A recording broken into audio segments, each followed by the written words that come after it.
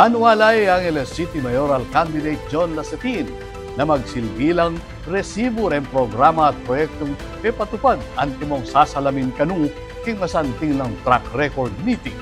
Ay report. Sa gitna ng batuhan ng batikos at palitan ng matitinding salita ngayong panahon ng kampanya, isang bagay ang ipinagmamalaki ni Pampanga 1st District Congressman at ngayon Angeles City Mayoral Candidate Carmelo John Lazatin II, ang kanyang malinaw at konkreto raw na track record sa serbisyo. Ibinida ni Lazatin ang mga programa at proyektong naipatupad na hindi daw basta pangako lamang, bagkus may mga resibo. Magiging basic. Yung basis, no, yung track record na magiging basis, no, para mamili ang mga tao. Kasi sabi ko nga, hindi naman kami mabulaklak.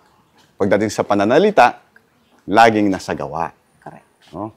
Ang importante, maging parte ka ng bawat pamilya, maging parte ka ng bawat buhay ng sinasakupan mo na nakatulong ka. O nakapag-contribute ka para pakinabangan nila ang mga programa at proyekto na ibababa. So kung ano man ang contributions na baba natin sa distrito, sila na ang magsasalita para sa akin.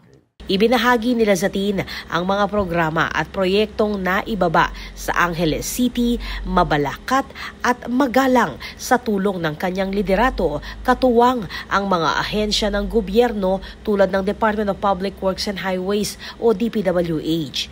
Kabilang na dito ang mga paaralan, pagpapasaayos ng mga kanal at kalsada, tulay, access roads, covered courts sa iba't ibang barangay at marami pang iba.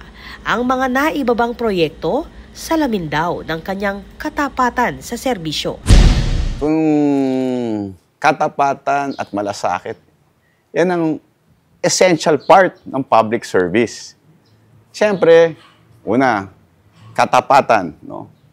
Kung maganda ang iyong hangarin, ibig sabihin, tapat ka sa iyong obligasyon para maging parte ka ng bawat Anghelenyo o maging parte ka ng bawat buhay ng mga mamamayan.